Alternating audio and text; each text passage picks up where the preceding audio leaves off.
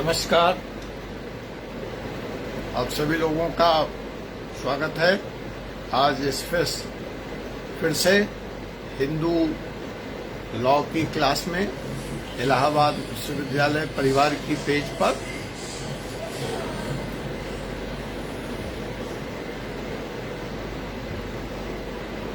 साथी यहाँ मुझे दिख रहे हैं।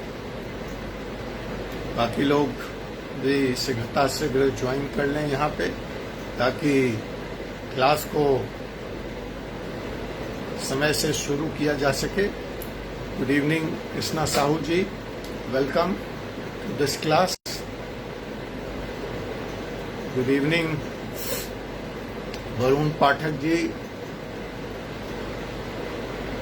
गुड इवनिंग अनिल कुमार पांडे जी, आप सभी लोगों का स्वागत है। संजीव त्रिपाठी जी, बहुत एक्टिव साथी सोशल मीडिया में, ऑलरेडी हमारे पोस्ट को वो लाइक कर चुके हैं। आर ओमेन, महिलाएं क्या अपने घर में सुरक्षित हैं, इस बात पे मैंने आज एक पोस्ट किया है अपने supreme law 4C supreme law international के पेज पर। संजय त्रिपाठी जी उसको पढ़ के लाइक कर चुके हैं, बहुत एक्टिव रहते हैं। Pradeep Maurya ji, good evening. जमशेद रजा जी, गुड इवनिंग। तो हम लोग, अगर आप एक बार ओके दे दें, ऑडियो और वीडियो आप तक सही तरीके से पहुंच रहा हो, तो हम क्लास को प्रारंभ करें, क्लास का शुभारंभ करें, श्री गणेश करें। Gunjan Mishra ji, good evening. आज मैंने आप लोगों के कमेंट को पढ़ने के लिए फोन को वर्टिकल रखा है। कल मुझे किसी सोशल मीडिया एक्सपर्ट ने बताया कि आप वीडियो बनाते वक्त हॉरिजेंटल रखें। अब मैंने कल हॉरिजेंटल रखा तो एक तो आपका चैट नहीं पड़ रहा था, दूसरा जो लोड किया कौस्तुभ जी ने वो बड़ा अजीब सा लग रहा है। तो मैंने कहा चलो छोड़ो, मैं सोशल मीडिया एक्सपर्ट की नहीं सुनता हूँ। मैं अपने साथियों के साथ कम से कम वार्तालाप, गुफ्तगू तो कर पाऊंगा, उनका कमेंट तो कर पाऊंगा। ठीक है उमा मिश्रा जी, तो यस सर। और प्रदीप मौर्य जी, यस, मैं मानता हूं कि मेरी ऑडियो और वीडियो आप तक सही से पहुंच रही है। तो कल साथियों हम लोगों ने अपने इस हिंदू लॉ की क्लास में बाइगैमी, बहु विवाह, एक से ज्यादा विवाह डिस्कस किया था। इसके बारे में आप लोगों को कोई दो राय तो है नहीं कि जो बाइगैमी है वो हिंदू लॉ के तहत अलाउड नहीं है, क्राइम है। लेकिन उसके साथ जो केस था, जो केस लॉ हमने डिस्कस किया कि ये कैसे प्रूव होगा, तो वो बड़ा इंपॉर्टेंट केस लॉ है। Sant Sarla Mudgal president others versus union of India, जिसमें क्लियरली सुप्रीम कोर्ट ने एस्टेबलाइज किया। अच्छा, उमा मिश्रा जी ने भी पोस्ट देखा है, थैंक यू। ठीक है Ishan Agnihotri ji, thank you for the feedback. So हमने उस केस को डिस्कस किया और हमने देखा कि किस तरह से conversion could not be a ground for automatic dissolution of the marriage, but at the same time it can't be allowed to, and Supreme Court has given its judgement based on the old concept of the Hindu law as well as the provision of Hindu marriage act and CRPC section 494 and section 495। वहां तक को हम लोगों ने देख लिया।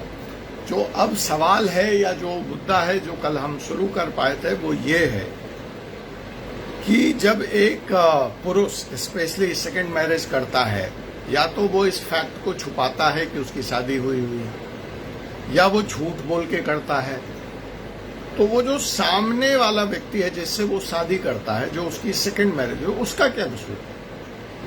उसका तो कोई कसूर नहीं है। The crime is committed by a person, but its effect is on two people. पहली वाइफ, जिसका कोई कसूर नहीं है, पहली वाइफ की पोजीशन और खराब हो जाती है इन द सेंस कि she is Hindu, now the person has converted to Islam, तो धार्मिक समस्या भी वहां पे आके खड़ी हो गई। उसका वे ऑफ लाइफ अब कुछ और होगा, इनका वे ऑफ लाइफ कुछ और है। तो इन स्थिति और परिस्थिति में पहली वाइफ का कोई कसूर नहीं है, कोई गिल्ट नहीं है, कोई प्रॉब्लम नहीं है। सिमिलरली दूसरी वाइफ को बताया ही नहीं गया कि ही इज ऑलरेडी मैरिड, तो उसका भी कोई गिल्ट नहीं है। अब ऐसी स्थिति में सेकेंड वाइफ के लिए क्या लॉ में कोई प्रोटेक्शन है? फर्स्ट वाइफ का तो हमने डिस्कस कर लिया कि so many protection, she can go for separation of the marriage, she can go for the divorce, she can ask for the maintenance, she can even ask for living in a separate house, maintenance for the child and herself, etc., etc. But what about the second wife, who is not at fault? Second wife की स्थिति ऐसे भी दोयम दर्जे की है। सामाजिक स्तर पे भी दूसरी शादी दूसरी पत्नी को ठीक से नहीं दिखा जा सकता है या देखा जाता है। कस्टम रहा है, लॉ अलाउड नहीं करता है, लोग दूसरी शादियां करते हैं, हमने कल भी डिस्कस किया था। तो इन सारी स्थिति और परिस्थिति में क्या कानून उस अबला नारी को, उस अकेली नारी को जिसका कोई कसूर नहीं है, दूसरी शादी करने में, या तो उसको चीट करके, इंड्यूस करके दूसरे शादी में धकेला गया है या साजिशन उसको फंसाया गया है? क्योंकि मेरी समझ से नोइंगली तो कोई महिला दूसरी शादी नहीं करेगी। किसको सेकेंड रेटेड स्टेटस मंजूर होगा? इसको अगर हम मान के चलें, कौस्तुभ जी कह रहे हैं कि सभी लोग इस लाइव क्लास के वीडियो को अपने अपने लिंक में, अपने अपने ग्रुप में, अपने अपने व्हाट्सएप पर शेयर कर दें। उमा मिश्रा जी कह रहे हैं कि सेकेंड वाइफ को मेंटेनेंस तो दिया ही जाएगा।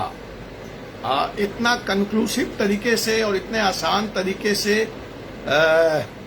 नहीं इसको कहा जा सकता है उमा मिश्रा जी, क्योंकि मेंटेनेंस के लिए पहले तो क्राइम प्रूव होना जरूरी है। हमने कल भी डिफरेंट किया था। मेंटेनेंस होने के लिए मेरी दूसरी शादी हुई यह भी प्रूव होना जरूरी है। इवन मैं आकर के कोर्ट में एडमिट करता हूं कि I have married so and so, this is not a proof, conclusive prove under the Indian evidence act. तो जब यह प्रूव ही नहीं हो रहा है कि मेरी दूसरी शादी हुई है, तो मेंटेनेंस का सवाल कहां से होगा? अब कौस्तुभ जी कह रहे हैं IPC provide remedy for the second wife. अब वार्तालाप हो नहीं पाएगी, आप लिखें किस तरह की रेमेडी उसको अवेलेबल है आईपीसी में, बताइए किस सेक्शन में कौस्तुभ जी, मैं ये जानना चाहूंगा। तो मेरा जो कहने का मतलब है, जब तक कौस्तुभ जी हमें ये बता रहे हैं तब तक मैं ये कह रहा हूं, एक मानवीय पक्ष से, एक इंसानी पहलू से, आखिर कानून इंसानी पहलू को निगलेक्ट करके नहीं बनाया जा सकता या नहीं हो सकता। तो आप कह रहे हैं लॉ में फॉरबिडन है, कस्टमरी शादी होती है, गलती है नहीं दूसरी महिला की। आप कह रहे हैं धर्म आधार हो नहीं सकता है डिसोल्यूशन ऑफ मैरिज का, ये ऑफेंस है 495 में और ऑफेंस है 494 में। बट व्हेन, जब ऑफेंस प्रूव होगा तब तक वो महिला सेकेंड वाइफ क्या करे, यह सवाल है। तो आज हम इसी विषय पे बात करने वाले हैं आपसे, और हम समझते हैं कि आप लोग रेडी होंगे। देखिए, मैं जरा पढ़ूं कौस्तुभ जी का कमेंट, ये क्या लिख रहे हैं। भारतीय दंड संहिता की धारा 495 के अनुसार जो भी कोई पूर्ववर्ती धारा में परिभाषित अपराध अपने पूर्व विवाह की बात उस व्यक्ति को जिससे आगामी विवाह किया जाना है उसे छिपा कर करेगा, हाँ, तो ये तो बिल्कुल ठीक है। 7 साल की सजा है, 10 साल की सजा, उससे मुझे क्या मिला? I as a second wife what I gain? आपने और उल्टे उसको जेल में बंद कर दिया, तो मैं तो उससे भी गई। बिल्कुल सही है, आर्थिक दंड भी वो सरकारी खाते में गया। आपकी बात ठीक है कौस्तुभ जी, मैं इस बात पे भी आऊंगा, ये हमारे इस विषय का पहलू है। But these are the penal provision, I am talking of civil remedy right now. मैं जो भी बात कर रहा हूं कि मेरे भरण पोषण पालन, मेरे बच्चे, बड़ा इंटरेस्टिंग सब्जेक्ट है। हम बात करेंगे इसमें कई केस लॉज की, जैसे कि हमने कल भी आपको किया था। लेकिन thank you very much Kaustubh ji for bringing out this point. But these are the penal provisions under the criminal. Here right now मेरा फोकस जो है कि मेरे सिविल राइट्स का क्या होगा। मेरी कोई गलती नहीं है, तो क्या आप जानना चाहेंगे कि मेरा सिविल राइट्स के हिसाब से क्या स्टेटस है, मेरा क्या होगा? उमा मिश्रा जी कह रहे हैं yes he can claim maintenance, but is it so easy to claim maintenance? What are the relevant case laws? Is there is any provision? Let's come and explore this. आइए हम इसको देखते हैं, कुछ केस लॉ, कुछ मिसाल case को लेकर के हम इस प्रोविजन को डिस्कस कहते हैं। क्योंकि मैं हमेशा जब कानून की बात करता हूं तो आपसे मैं कहता हूं कानून कुछ नहीं है, बेयर एक्ट कुछ नहीं है, except the last interpretation of the bare act by the court. Court ने बेयर एक्ट को लेटेस्ट केस में कैसे डिफाइन किया है, उस पे क्या फैसले दिए हैं, और कोर्ट की हायरार्की आप जानते हैं कि magistrate, then session, then high court and then Supreme Court. So ultimately जो हाईएस्ट कोर्ट है उसने उस लॉ को कैसे इंटरप्रेट किया है, इसकी बेसिस पे हम उस बेयर एक्ट को डिफाइन करने वाले हैं या इंटरप्रेट करने वाले हैं। इसीलिए जब मैं यहाँ आपसे कह रहा हूँ कि come and let's see the penal provision जो कौस्तुभ जी कह रहे हैं, and the civil remedy available to me as the second wife, because I have no crime to God. तो कल की वो बात को मैं अब रिपीट नहीं करता हूँ, जो कल का हमारा सवाल था, सिर्फ मैं ये रिपीट करता हूँ कि ये सवाल आप लोग अच्छे से तैयार कर लें कि can a Hindu husband marry for the second time by embracing Islam. ये हमारा कल का पहला सवाल था, कल के अपने इस क्लास में, कि क्या एक हिंदू इस्लाम धर्म स्वीकार करके दूसरी शादी कर सकता है। हमने इसमें रिलेवेंट केस लॉ, 1995 के बाद का अमेंडमेंट्स इन द लॉ, 1995 के पहले की स्थिति, ओल्ड हिंदू लॉज, मनुस्मृति, काफी डिटेल में जाके डिस्कस किया है। तो अब यह आपका कर्तव्य है, आपकी ड्यूटी है कि आप इस सवाल को तैयार कर लें।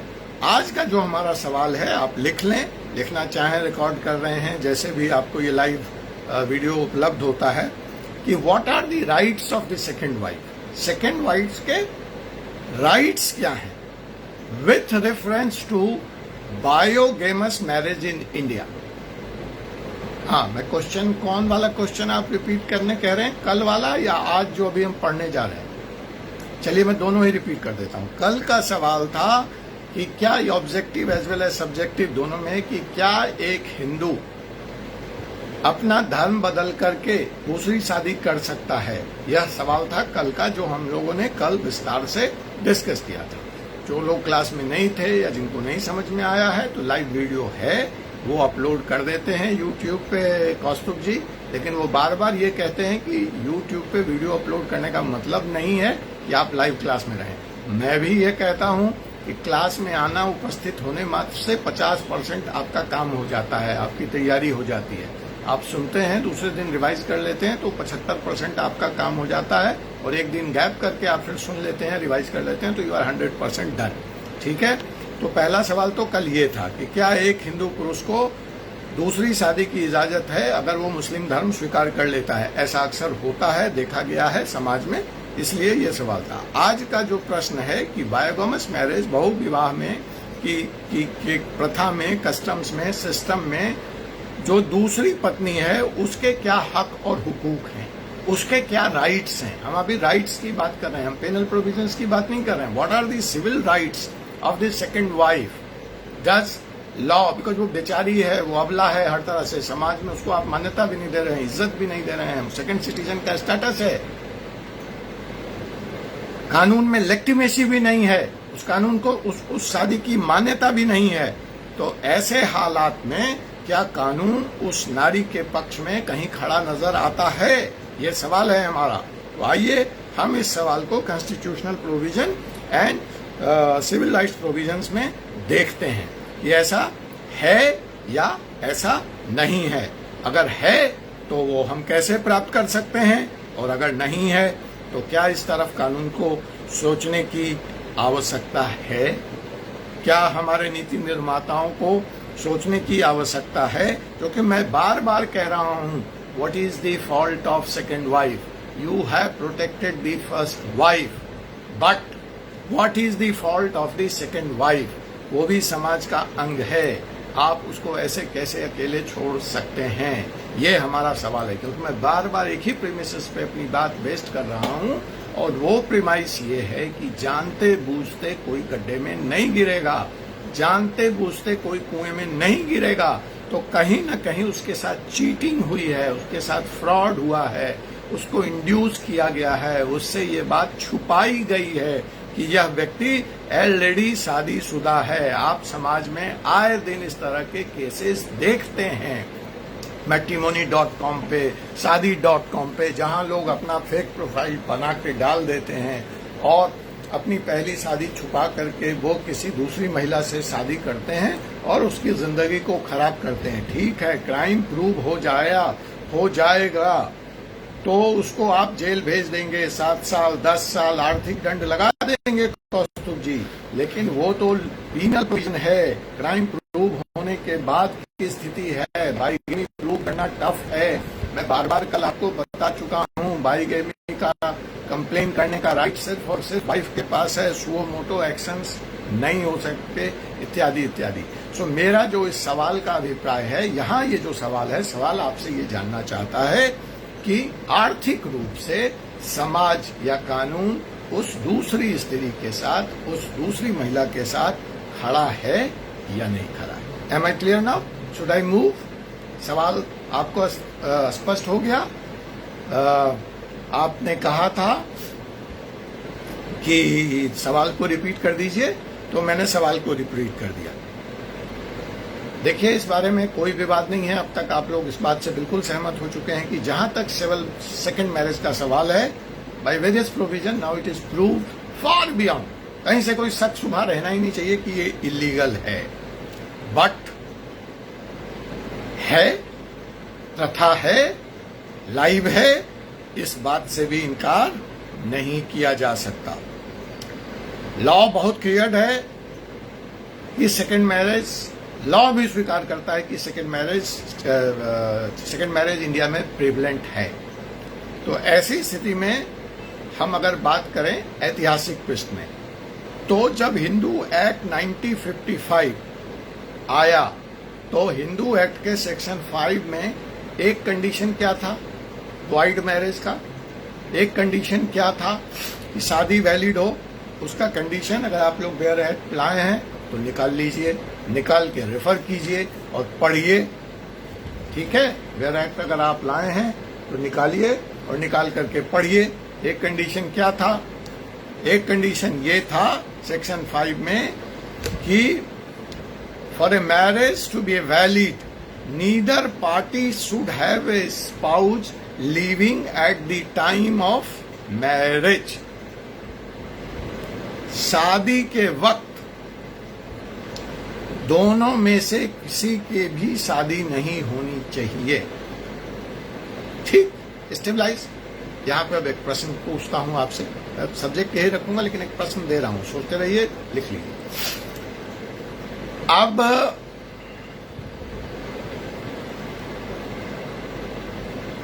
क्या होता है कि राम सिंह अब्दुल्ला बन जाता है, शादी कर लेता है, अब्दुल्ला बन के दूसरी शादी, और पहली शादी के लिए ही files a petition after getting married.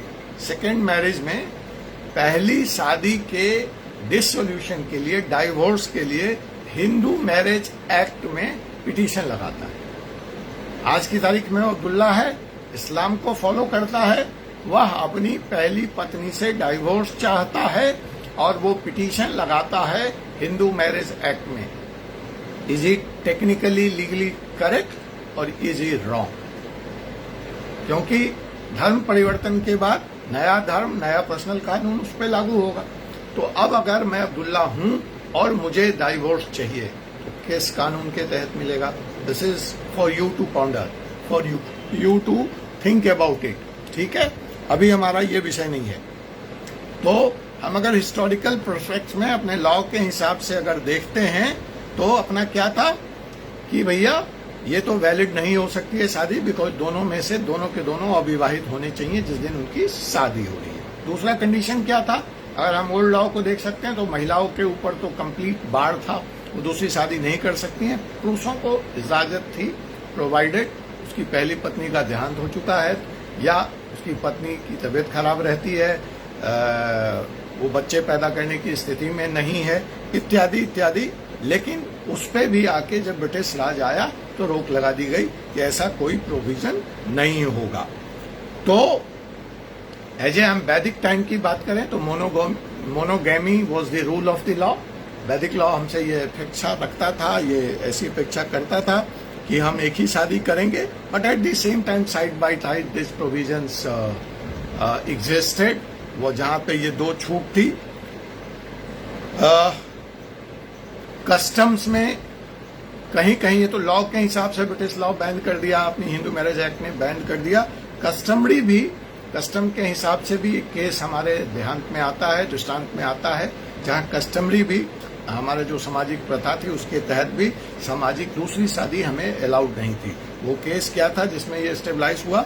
वह केस था रघुवीर कुमार वर्सेस सन्मुखा वदीवार का। मैंने इसकी कल चर्चा की थी। इस केस से ये प्रूव होता है कि ऐसे कस्टम्स भी समाज में मौजूद थे जो दूसरी शादी को अलाउ नहीं करते थे, प्रेफर नहीं करते थे। अब हमारा सवाल होता है कि दूसरी शादी हो गई, बट इसका प्रूफ क्या है? जो मैं बार बार सवाल कल आपसे उठा रहा हूं, या जो मेरा सवाल है कि देखो, सिविल राइट्स, सेकेंड मैरिज की अगर कुछ हैं भी जिसकी हम चर्चा करने वाले हैं, पीनल प्रोविजंस जैसा कि कौस्तुभ जी कह रहे हैं, अगर है भी तो कब? जब अपराध प्रूव होगा तब ना। तो अपराध प्रूव होने की कंडीशंस क्या है, आइए इसको देखते हैं। तो जो प्रूफ है सेकेंड मैरिज की, मैंने कल भी आपसे कहा था, सेकेंड मैरिज होना तभी माना जाएगा पूर्णतः जब वो पूरे धार्मिक परंपरा के अनुसार शादी संपन्न हुई। अब हिंदू में मैरिज वैलिड होने की क्या क्या कंडीशन है? पुरोहित हो, पूरा मैरिज का मंत्र पढ़ा गया हो, हवन हुआ हो, 7 फेरे लिए गए हों, डोला उठा हो,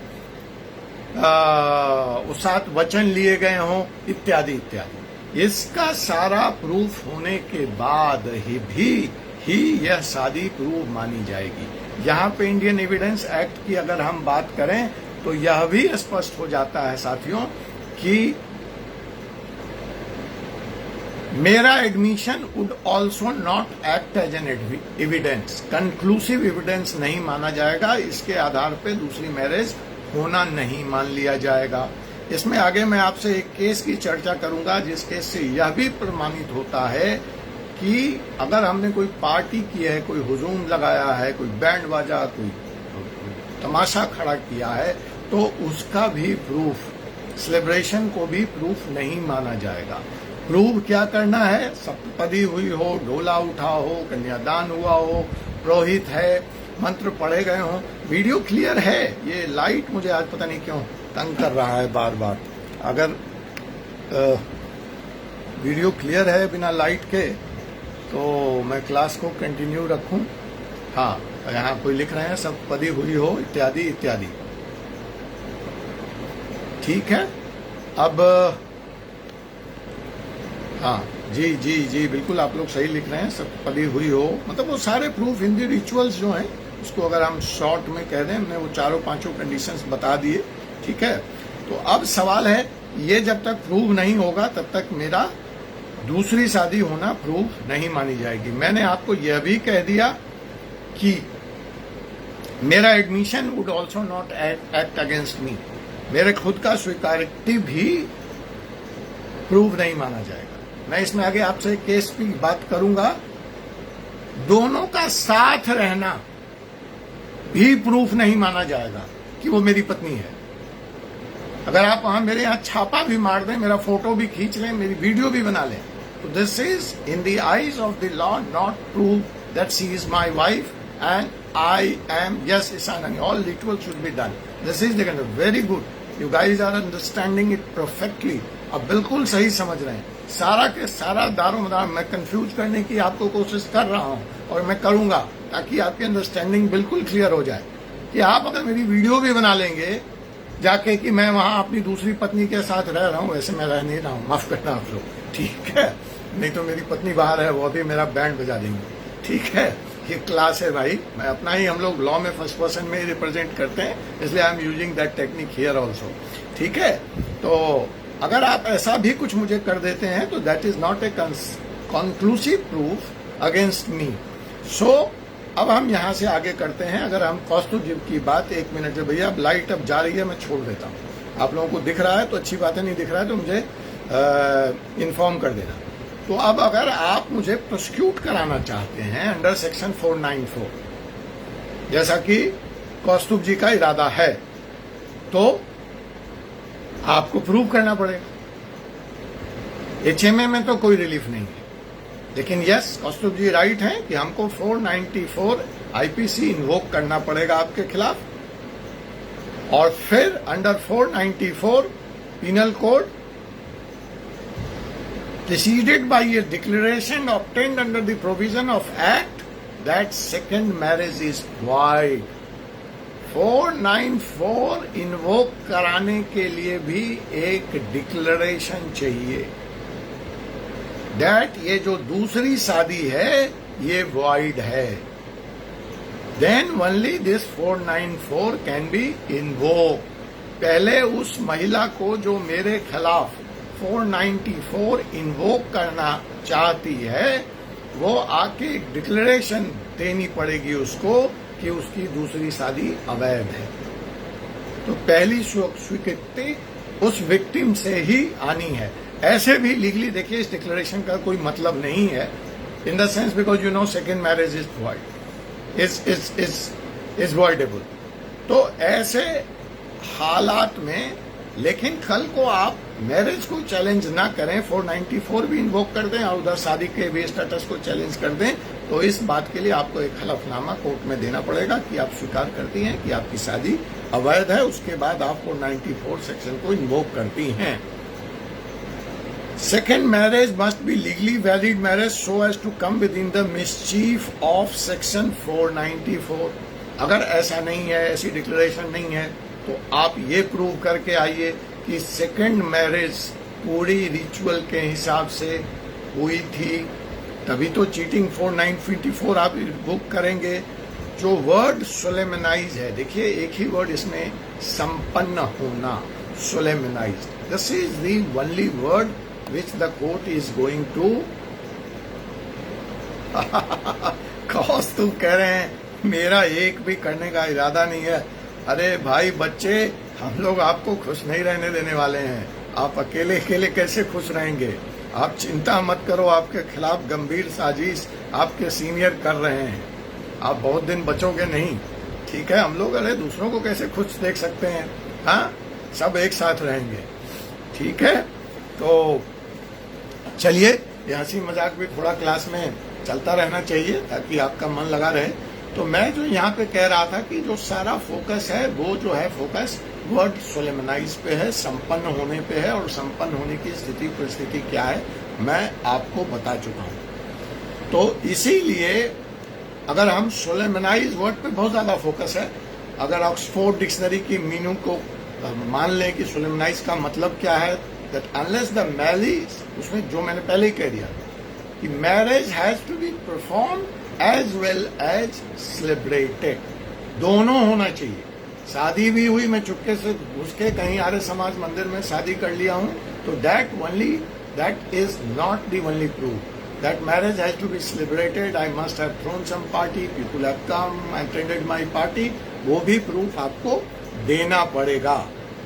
अगर ये दोनों कंडीशंस फुलफिल नहीं होते हैं तो वो मैरिज सोलेमनाइज्ड कंप्लीट संपन्न हुआ नहीं माना जाएगा।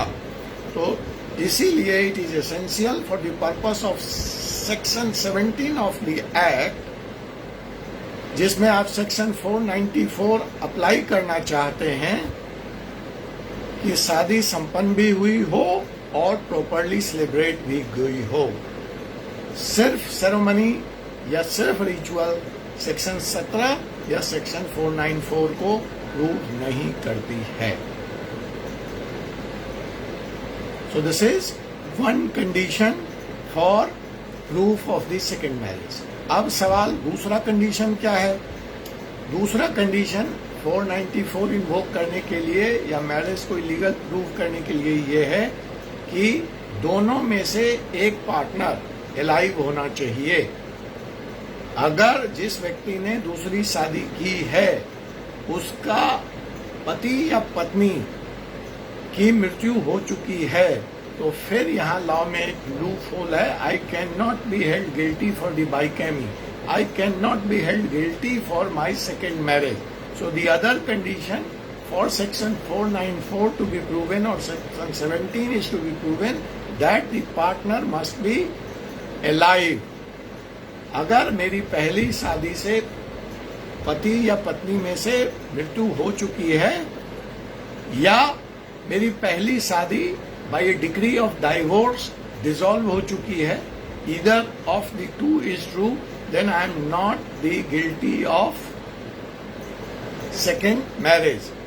The limit of 1 year imposed by the section 15 will not apply to marriage under the section as section 5 is confined only to parties to the marriage. अब इसमें देखिए एक बड़ा प्रश्न यहाँ पे आता है कि हमारी शादी हो गई, शादी के बाद हम डाइवोर्स में जाते हैं तो उसके लिए लिमिट क्या है, time limit? Can anybody tell? आज ही मेरी शादी हुई, कल मैं सेक्शन 15 में 13 या 13(1) डाइवोर्स का कंडीशन सेक्शन इन्वोक कर सकता हूं? यस ईशान अग्निहोत्री जी, सेलिब्रेशन जी।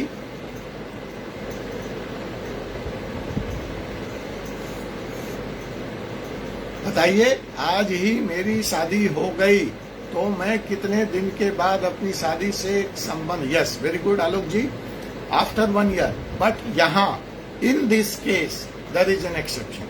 मैं यही बात स्थापित करना चाह रहा था, आपने बहुत सही पकड़ा आलोक जी कि उस समय तो सेक्शन 5 मेरे ऊपर लिमिट रखता है 1 साल का, बट दूसरी शादी में if I have to move for the divorce और dissolution of the marriage then I can skip this condition, this time limit of 1 year. That is the point you have to note down, that is the difference. So the limit of 1 year imposed by section 15 will not apply to marriage under this section, as section 15 is confined only to the parties to that marriage. वो उस party, जो 2 party थे उसी में section 15 apply होगा। Party change हो गई है, इसलिए the present section will also not apply if the former marriage is void or declared void by a decree of nullity. तो अगर पत्नी की mृत्यु हो चुकी है, ये मतलब एक पार्टनर की, और या मैंने डाइवोर्स ले लिया है और फिर मैं दूसरी शादी कर रहा हूं, तो ये 1 ईयर का जो लिमिट है वो मेरे ऊपर अप्लाई नहीं होगा। So notice, under section 494 of Indian penal code exempts from punishment to second marriage bona fide। हाँ, इसमें एक चीज और आ गई, bona fide after 7 years absence। तो तीसरा कंडीशन आ गया। 2 कंडीशन क्या है? सेकेंड मैरिज मेरे ऊपर 494 लागू नहीं होगा। 1, if partner is not alive। 2, if the first marriage has been declared void, taken divorce, declared null and void, declared dissolved। 3rd, अगर मेरे पार्टनर का, Alok Kumar, whether any punishment for husband for second marriage after divorce to second wife. आपका प्रश्न नहीं समझ पा रहा हूँ आलोक जी, मैं आता हूँ उस प्रश्न पर ले लूंगा आपसे फिर। अभी मैं ये बात कंप्लीट कर दूं, नहीं तो मैं भूल जाऊंगा। मैं ये कह रहा हूँ जो तीसरा कंडीशन है, इसमें 2 कंडीशंस मैंने आपको बता दिए कि 494 मेरे ऊपर कब लागू नहीं होगा। तीसरा कंडीशन ये है कि अगर मेरे पार्टनर का 7 साल से पता नहीं है, अज्ञात है, तो भी 494 मेरे ऊपर लागू नहीं होगा। मतलब वो जीवित है या मृत है मुझे नहीं पता, वो कहाँ है मुझे नहीं पता, मेरा कोई उससे कॉन्टैक्ट नहीं है। I have made every attempt to find about my partner. If it is not known and the limit of 7 years has been crossed, then I am allowed, I am legally eligible to go for my second marriage without getting my first marriage dissolved. Even in that case, the section 494 would not apply to me. 7 साल का absence, अनुपस्थिति इधर में से दोनों का, तो section 494 और 495 के प्रोविजंस मेरे ऊपर लागू नहीं होंगे। ऐसा आप बताओ, कोई बता सकता है ऐसा क्यों होगा? 7 साल की ही कंडीशन क्यों है? चलिए देखते हैं, नहीं तो आप याद दिलाना, मैं बता दूंगा। दूसरी बात यह है कि जो प्रोविजंस हैं 494 के और 495 के, वो नॉन कॉग्निजेबल है। You have to remember this for objective point, this is not a cognizable offence. अब सवाल ये होता है कि चलिए सेकेंड मैरिज बाइगैमी जो है वो प्रूव हो गई या प्रूव नहीं हुई, हमने प्रूफ भी क्रिएट कर लिया और प्रूफ भी मालूम है, और वो जो तीनों कंडीशंस हैं कि हस्बैंड एंड वाइफ अलाइव नहीं है, सारी रिजॉल्व नहीं हुई है, 7 साल की भी लिमिट नहीं है, और वो 1 साल का भी टाइम लिमिट की हमको इंतजार करने की जरूरत नहीं है, then who can complain? Who has got right to complain? क्या पुलिस खुद आके मुझे उठा के ले जाएगी, या कोर्ट सुओ मोटो एक्शन ले लेगा, या मेरा एम्प्लॉयर मेरे ऊपर एक्शन लेगा? Yes, very good Uma Mishra ji, very good, I am too happy, बहुत खुश हूं। 7 साल की लिमिट इसलिए है क्योंकि इंडियन एविडेंस एक्ट के हिसाब से वही लिमिट है किसी साक्ष्य के जिंदा होने या मृतप्राय लिए जाने की। तो इंडियन एविडेंस एक्ट भी वहां फिगर में आ गया, और इसीलिए 7 साल तक अगर पता नहीं है तो उस व्यक्ति को मृत मान लिया जाएगा, और मुझे अधिकार है, फिर से वो पहला कंडीशन आ गया कि पार्टनर अलाइव नहीं, इसलिए I can go for marriage. तो very good, you guys are absolutely correct, सब लोग पढ़ के आ रहे हैं, बड़ा अच्छी बात है। तो अब सवाल ये उठता है कि हु कैन कंप्लेन, कंप्लेन का राइट इसमें कैसे है? तो पहली बात जो है पिटीशन रिस्ट्रेनिंग। अच्छा एक चीज बताओ, पहली पत्नी को पता लग जाता है कि मेरा हस्बैंड दूसरी शादी करने जा रहा है, उसकी कार्ड उसके हाथ लग जाती है, Ishan Agnihotri 7 year must not come into the picture. आप क्या कहना चाह रहे हो भाई ईशान, मुझे नहीं समझ में आ रहा है। आप डिस्कस करो अपने साथियों से, आप बताओ मुझे, I will try to clarify your doubt. अभी हम ये हैं कि सपोज करो पहली पत्नी को पता लग जाता है कि उसका पति दूसरी शादी करने जा रहा है, तो क्या पत्नी कोर्ट जाके स्टे ले सकती है? Any petition on this ground, is it maintainable?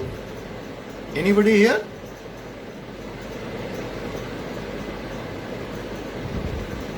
No such petition.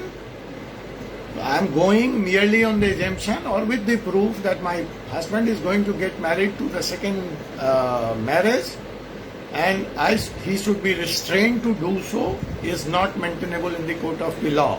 But yes, what is then the सवाल है फिर remedy क्या है? The remedy is she has to fight for a perpetual injunction suit. Temporary injunction नहीं मिलेगी, restrain की petition नहीं लगेगी। अगर पिटीशन लगाना ही है तो सिविल कोर्ट में परपेचुअल इंजंक्शन, परमानेंट इंजंक्शन, अस्थायी इंजंक्शन का ऑर्डर हमको लाना पड़ेगा कि भैया उसको दूसरी शादी करने से रोका जाए permanently in the court of in the civil court of the jurisdiction और under the Hindu marriage act. इस मैक्ट के अंदर हम परपेचुअल इंजेक्शन के लिए सिविल कोर्ट में जा सकते हैं। और जहां तक दूसरी शादी को अवैध घोषित करना है, करवाना है, अगर प्रूव हो गया है, तो इसके लिए किसको राइट है? Who can move to the court?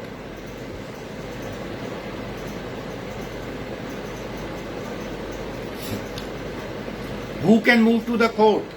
दूसरी शादी को वॉइड डिक्लेयर कराना है, इलीगल डिक्लेयर कराना है, कोर्ट जाने का राइट किसको है? कौन जाएगा? Very good Sanjay Tripathi ji. Under 12 suit file only either party to the marriage. Very good. लेकिन अब मैं आगे कह रहा हूं, सेकंड शादी हो गई, सूट फाइल हो गया या नहीं हुआ, आपको डिसीजन नहीं मिला, सेकंड शादी हो गई। नाउ यू वांट कि दिस शादी should be declared void, illegal, then who has the right? Please remember it. No, Gunjan Misra ji, first wife has no right. First wife party ही नहीं है. शादी दो डिफरेंट लोगों के बीच में हुई है, समझो. फर्स्ट वाइफ, यही मैं कहना चाह रहा था, जहां पे आप लोग इस बार गुगली में फंस गए. यही नोट कर लीजिए. First wife has no right to the go to the court and get the marriage declared void. It has to be either of the two parties. Either of the two parties means two new parties. Husband और जिसने जो दूसरी उसकी पत्नी है, उसी को ये राइट है. फर्स्ट वाइफ को कोई राइट नहीं है. Yes, first wife can go for judicial separation either on account of conversion or proving second marriage, can go for divorce, can ask for maintenance, can invoke the criminal provisions of 494, 495. ये सारे right हैं. Yes, Ishan Agnihotri ji, either not second one, either of them can has to approach the court to get the second marriage void. So it is the wife who is aggrieved. तो यहाँ पे आप ध्यान दे दीजिए कि void अगर है, दो बात यहाँ पे समझ लीजिए, मैं फिर से स्पष्ट कर दूं. पहली बात यह है कि जो पहली वाइफ है उसको राइट टू कंप्लेन है. नहीं, आप कंफ्यूज मत हो जाना मेरी बात से. जब हम वहां पे बात कर रहे थे प्रूफ ऑफ मैरिज की, प्रूफ ऑफ बाइगेमी की, तो जो कंडीशंस हमने किया वो कंडीशंस अगर फुलफिल होती है तो 494 और 495 में जो पीनल एक्शन प्रोवाइड करने का राइट है, मैंने बताया वो किसी थर्ड पार्टी को नहीं है. That criminal power lies with the first wife या उसके पिताजी, because he is the direct relative. वो पहली इंसिडेंट में उनके फादर हैं, तो वो राइट तो वहां है. डिफरेंस समझ गए आप लोग? लेकिन अब मैं बात कर रहा हूं, मैरिज को वॉइड डिक्लेयर कराना है, मैरिज को अवैध डिक्लेयर कराना है, जो मैं अब इंजंक्शन पे मूव हो चुका हूं. अगर यहां पे कंफ्यूजन है तो इसको क्लियर कर लो. पीनल प्रोविजंस में राइट फर्स्ट वाइफ को, बट सिविल में getting the marriage annulled, declared null and void, which is a civil remedy for me in this marriage, then that right is with either of the two new partner, not the first wife. First wife को कोई right नहीं है कि she can, yes, restraining का भी right उसको नहीं है, that is not maintainable in the court. She can file a suit under the civil law in the civil jurisdiction of the court for permanent injunction under HMA, but getting the marriage, second marriage, declared null and void, she has no right. So it is only to be filed by the parties to the marriage and not by the first wife. Am I clear now? आगे बढ़ें.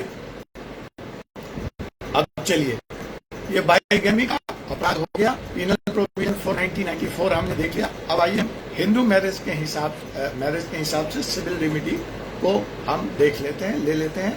हमारे पास कुछ 5-10 minute और हैं. थोड़ी 5-10 minute से class late शुरू हुई थी.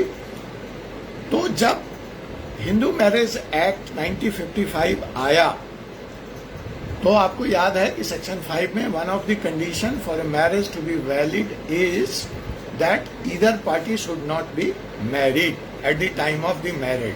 However, under the old law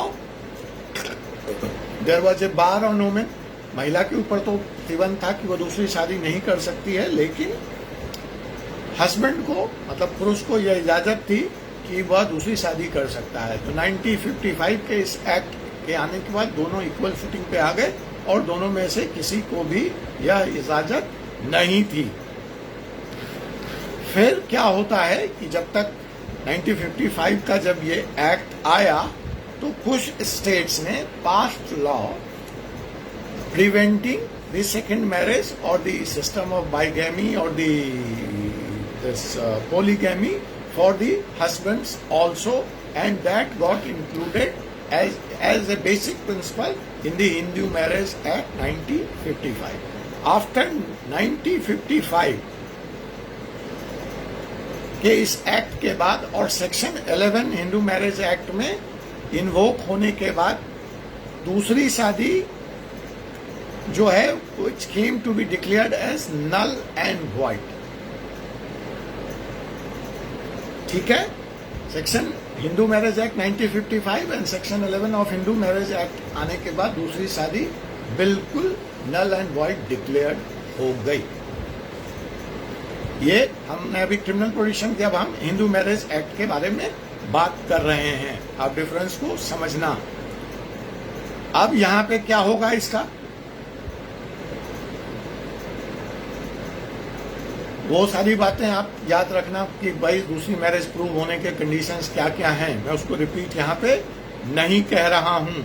7 year के कंडीशंस को भी आपने याद रखा हुआ है कि 7 ईयर्स हो गई तो वो नल एंड वॉइड, वो फिर उसको इजाजत है। वो हम मान लेते हैं यहाँ पे 1 मिनट कि वो जो सेकेंड वाइफ है वो लीगली वेडेड वाइफ है। यहाँ पे हिंदू मैरिज एक्ट को डिस्कस करने के लिए, and the second marriage was subsisting on the date of the second marriage is not for more than 7 years का conditions भी fulfill नहीं होता है। एविडेंस एक्ट आपने बहुत अच्छा उदाहरण दिया, 7 साल का section 108 of the Indian evidence act जो 7 साल का हमसे बात करता है। तो ये सारी बात हिंदू प्रोविजन के हिसाब से। अब अगर कोई केस लॉ यहाँ पे बात करने की आए कि how we are going to prove, is there is any case law to support this line of thought, to support this line of argument? तो yes, there is a stabilized case law जिसमें ये सारी बातें avoid stabilise हुई। आप note कर सकते हैं। That case was Lalchand Narawali, Lalchand नरावली,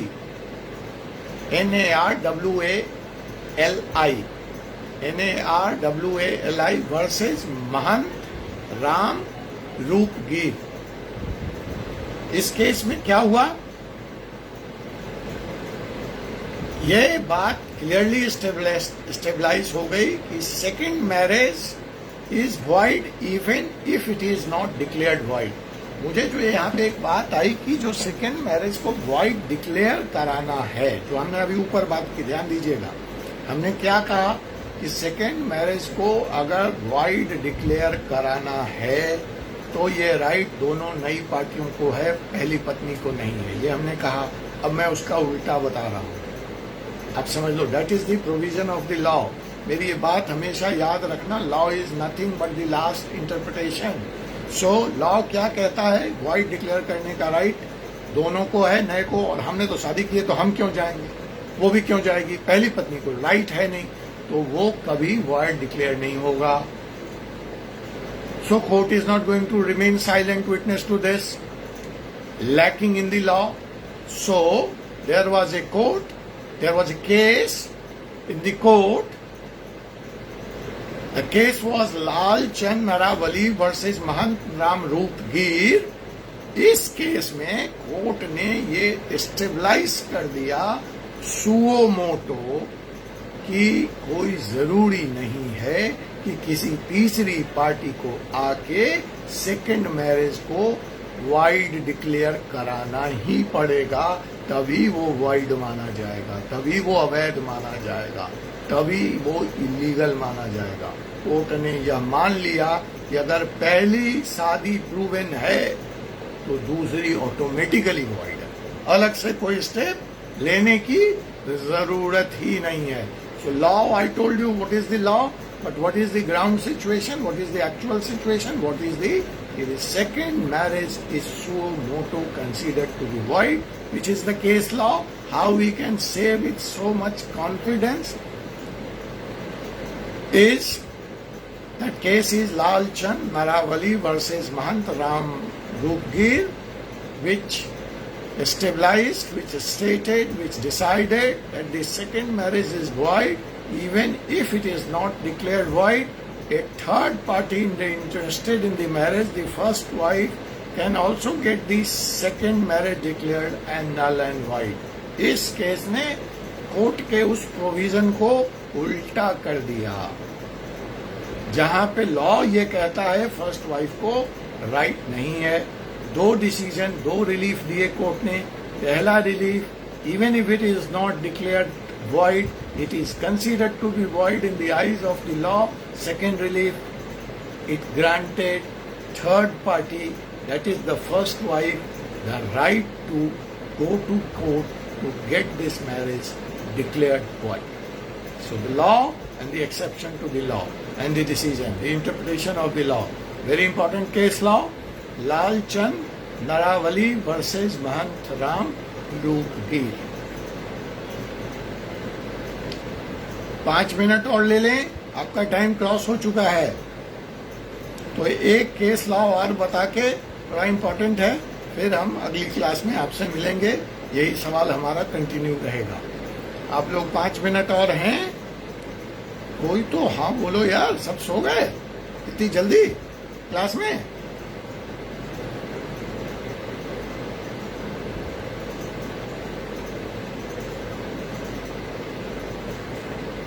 चलो कोई बात नहीं है, तो हम अगली क्लास में आपसे जो आप पढ़ के आना आप लिख लो। ईश्वर सिंह वर्सेस श्रीमती हुकुम कौर। अच्छा, जमशेद रजा जी कह रहे हैं यस सर, आलोक यस, गुंजन मेरा यस। चलो,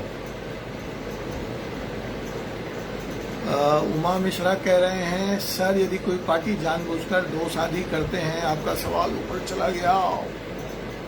आप लोग वो व्हाट्सएप ग्रुप में क्यों नहीं डाल देते हो यार? सर यदि कोई पार्टी जानबूझकर 2 शादी करते हैं, बैंक के ऑफेंस से बचाने के लिए खुद ही 2 मैरिज को शून्य घोषित करवा देते हैं, तो और तो क्या होगा? कोई पार्टी जानबूझकर 2 शादी करते हैं, ठीक है, और बाईगैमी के ऑफेंस से बचाने के लिए खुद ही दोनों मैरिज को शून्य घोषित करा देते हैं। कैसे कैसे कराएंगे ये बताओ ना।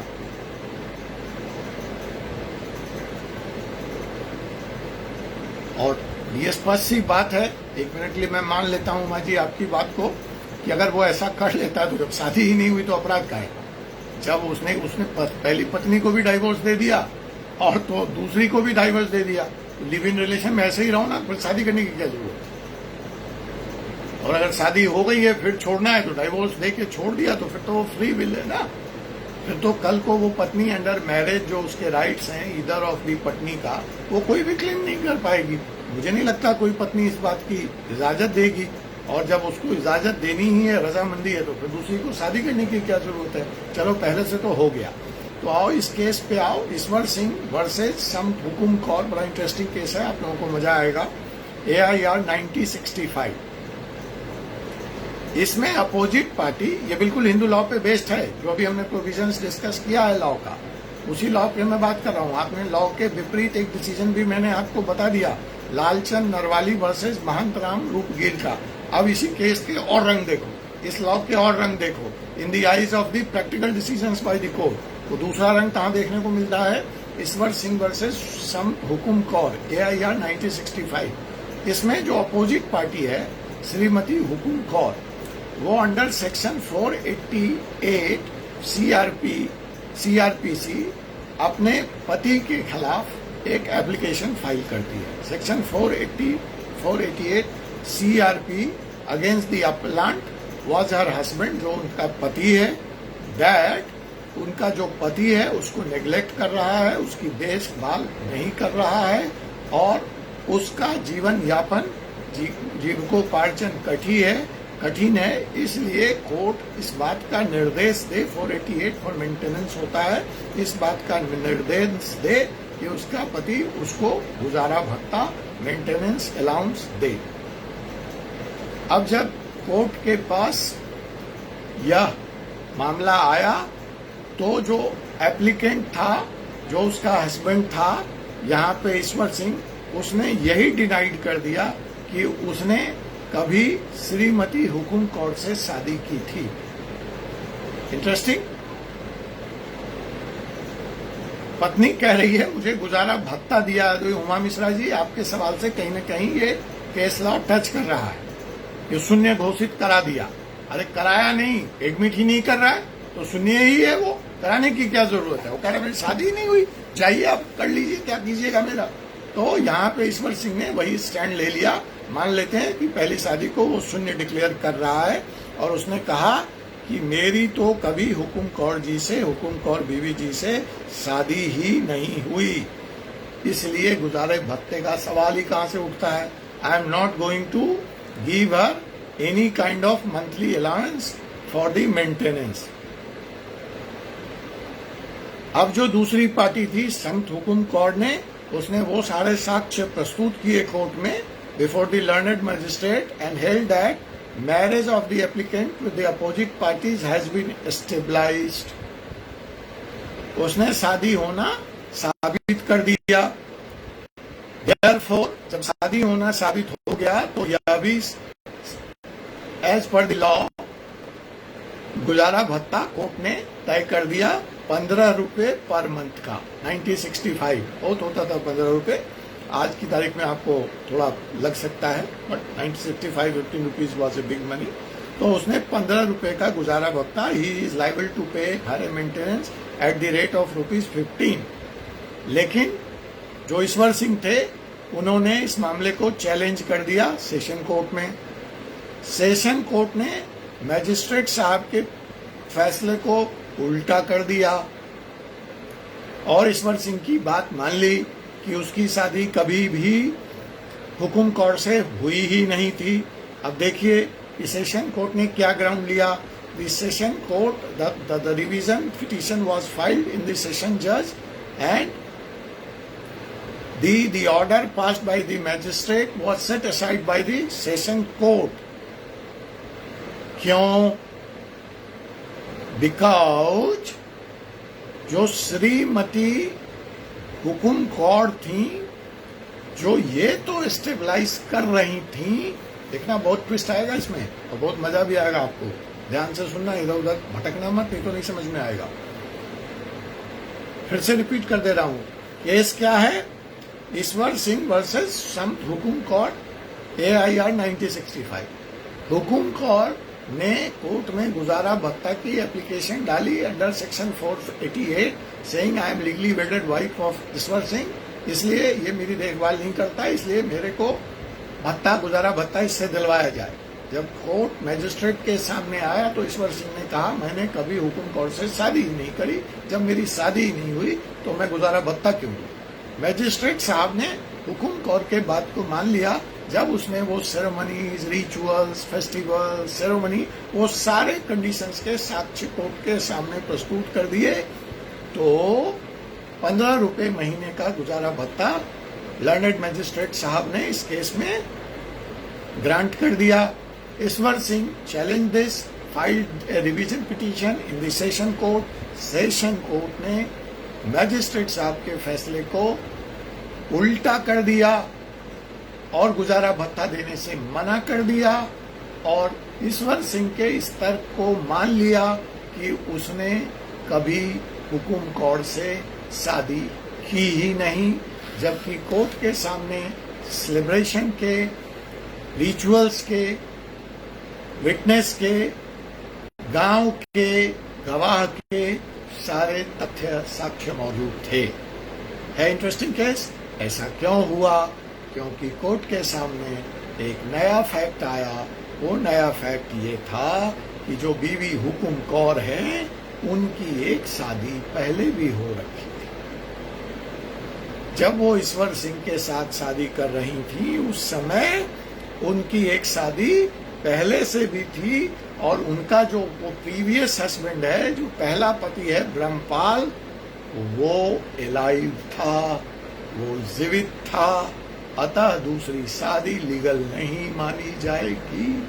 सो Ishwar Singh won this case and the maintenance allowance was denied to बीवी Hukum Kaur because it was not a legal marriage between the opposite party and the applicant entitling the opposite party to receive any maintenance. Now इस बात को अगर आगे बढ़ाएं तो now Hukum Kaur can go and invoke other provisions, criminal provisions, or for that matter Ishwar Singh invoked because he was taken, he was falsely informed by the Hukum Kaur that she is already married. You know section 5 of the Hindu Marriage Act यहाँ पे आएगा जो कहता है कि शादी के दिन दोनों अविवाहित होने चाहिए. तो अब जिसके साथ चीटिंग हुई वो क्रिमिनल में जाके करे, सिविल में मेंटेनेंस डिनाई हो गया. What was held in this case? जो very important judgment, the very principle which was established. So what was that established? That so long as divorce has not been obtained. क्या established हुआ इस case से, इस decision से? इस case से ये established हुआ, ईश्वर सिंह वर्सेस हुकुम कौर, ऑल इंडिया 1965, कि जब तक पहली शादी से डाइवोर्स नहीं लिया गया है और सेकेंड मैरिज के दिन पहली शादी एग्जिस्ट करती है, सस्टेन करती है, और उससे उसका जो पार्टनर है, पति या पत्नी, वो जीवित है, तो under section 5 of the Hindu marriage act दूसरी शादी सोलेमनाइज्ड नहीं मानी जाएगी बिटवीन एनी टू हिंदूज. ध्यान रखिएगा, अगर ये शादी हुकुम कौर की जगह सलमा बीवी से होती तो इस केस का निर्णय कुछ और होता. We will talk that imaginary situation also in the next class. आप होमवर्क करके आइए कि अगर इस केस में हुकुम कौर की जगह सलमा होती तब क्या होता. ये कौस्तुभ जी का सवाल भी है, हम उस सवाल की तरफ अब बढ़ रहे हैं, हम उसका आंसर करेंगे.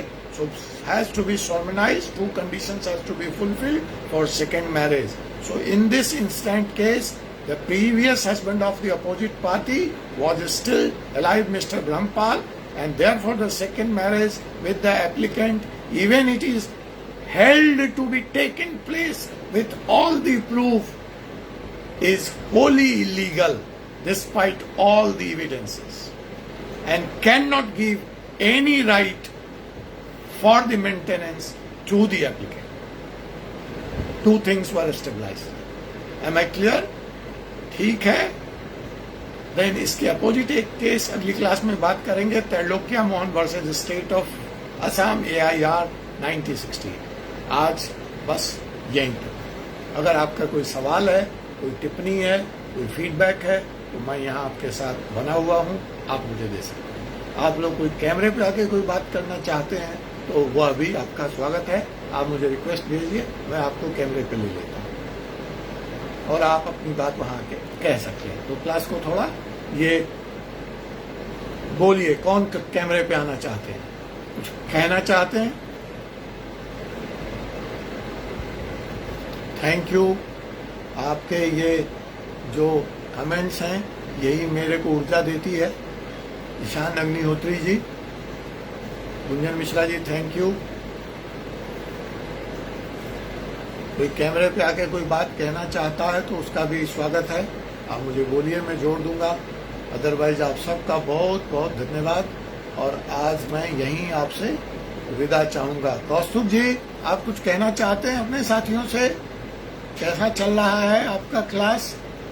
कुछ शेयर करना चाहते हैं, कुछ बताना चाहते हैं?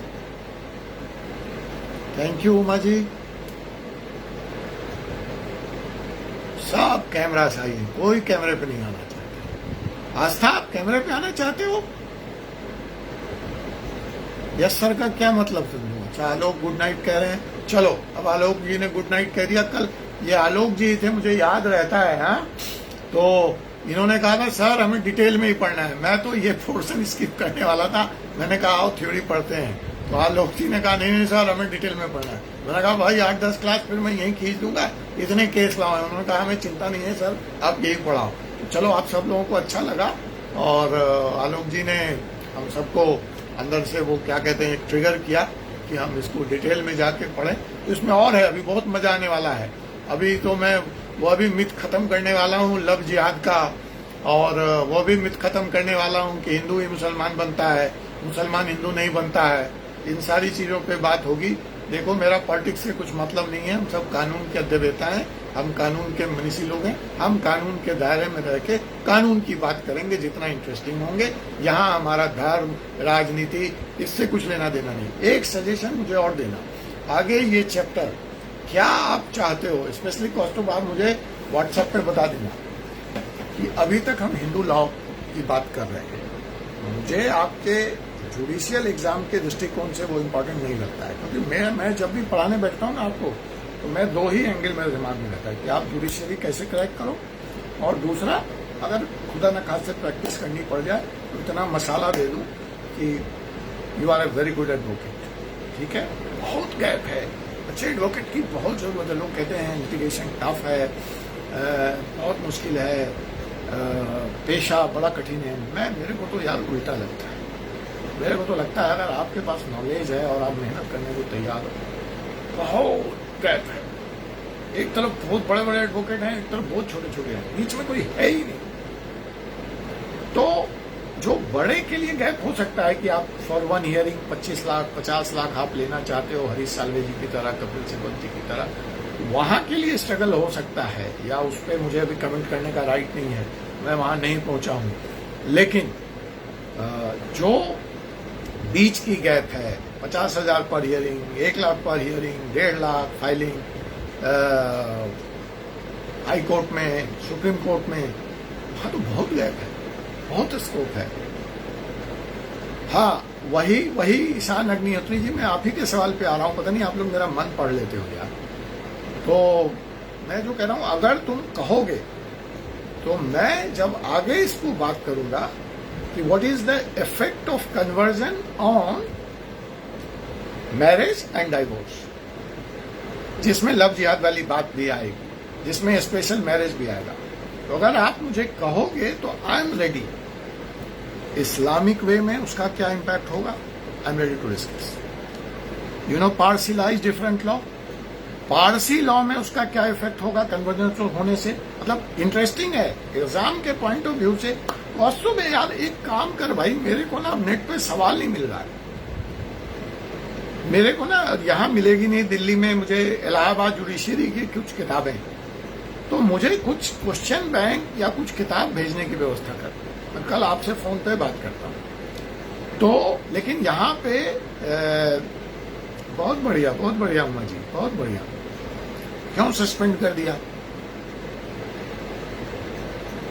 तो अब सपोज करो कि एक पारसी हिंदू हो जाता है, एक मुसलमान हिंदू हो जाता है। अभी तक तो हम डिस्कस करें बाईगैमी अंडर कन्वर्जन, तो हमारा सवाल था एक हिंदू मुसलमान हो जाता है तो क्या होगा, इसका अपोजिट भी तो हो सकता है। एक क्रिश्चियन हिंदू हो जाता है, then how it is going to be affected and what are the provisions. तो उनके लिए शादी, डाइवोर्स, उनके लॉ कैसे। और जो सबसे इंटरेस्टिंग बात है, अभी एक सवाल दिया था जिस आप लोगों ने आंसर नहीं दिया, आप भी भूल गए, मैं भूल गया। एक सवाल था कि मैं मुसलमान हो गया और मुसलमान होने के बाद अब मैं डाइवोर्स की एप्लीकेशन फाइल कर रहा हूं, तो मैं किस लॉ में फाइल करूंगा। पहली पत्नी से, इस पर भी एक केस लॉ है, मैं आगे बात करूंगा। मैं स्टिल एक ऐसा केस आया दिल्ली हाई कोर्ट के पास जहां पे पत्नी ने ऑब्जेक्ट किया कि this very application is not maintainable because he filed under the Hindu marriage act. Wife ने कहा he is a Muslim now, so how he can file application under Hindu marriage act. तो दिल्ली हाई कोर्ट ने कहा no, the date of filing, my status on date of the filing is not important. My status on the date of marriage is going to come into the picture for deciding my application, that under which act, which personal law I am going to apply. So the court ruled out in the favor of the husband that he is right and that application was heard, the divorce petition was heard.